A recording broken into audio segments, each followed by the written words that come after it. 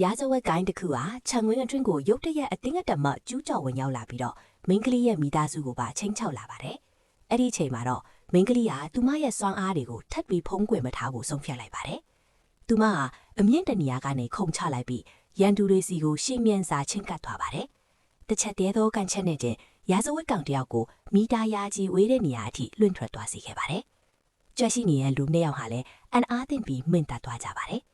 သူတို့တွေတုံ့ပြန်ဖို့အချိန်မရခင်ပါပဲမိန်းကလေးဟာသူတို့ရှေ့ကိုရောက်ရှိနေပါပြီ။သူမကသူတို့နှစ်ယောက်ကိုလေထဲကိုမြှောက်တင်ပြီးမြေပြင်ပေါ်ကိုအရှိန်နဲ့ရိုက်ချလိုက်ပါတယ်။သူတို့ဟာအချိန်ကြီးရဲ့ပြင်းထန်မှုကိုနားမလည်နိုင်သေးပဲတစ်သားတုပ်တွေနဲ့မိန်းကလေးကိုပြန်လဲတိုက်ခိုက်ကြပြန်ပါတယ်။အဲဒီနောက်အားလုံးကတပြိုင်နက်တည်းဝိုင်းဝန်းတိုက်ခိုက်ကြပေမဲ့သူမကတော့ဘာအားစိုက်ထုတ်မှုမှမလိုပဲအသာလေးပြန်လဲတွန်းလှန်လိုက်ပါတယ်။သူတို့စီးလာတဲ့ကားဟာလည်းအချိန်ပေါင်းများစွာလင့်ထွားပြီးမှရပ်တန့်သွားပါတယ်။သူတို့အားလုံးရဲ့စိတ်ထဲမှာကြောက်ရွံ့မှုတွေလွှမ်းမိုးသွားပါတော့ပြီ။မိန်းကလေးဟာဒေါသအပြည့်နဲ့သူတို့စီကိုဖြည်းဖြည်းချင်းရှောက်လန်းလာပါတယ်။ရန်သူတွေကိုအပြစ်ပေးတော့မဲ့ဆဲဆဲမှာပဲသူမရဲ့မိသားစုကတားဆီးလိုက်ပါတယ်။မိန်းကလေးကိုဒီလိုပဋိပက္ခတွေထဲမှာမပါဝင်စေချင်လို့ပါ။မိန်းကလေးဟာငယ်စဉ်ကတည်းကရှုံးဝက်စခန်းတစ်ခုမှာနေထိုင်ခဲ့ရတာဖြစ်ပါတယ်။နေတိုင်းရက်ဆက်ကြမ်းကြုတ်တဲ့လေ့ကျင့်မှုတွေကိုတဲခန့်ကြော်ဖြတ်ခဲ့ရပါတယ်။အဲဒီကခေါင်းဆောင်ကသူမကိုထိတ်တန့်လူသက်သမားတယောက်ဖြစ်လာစေချင်ခဲ့တာပါ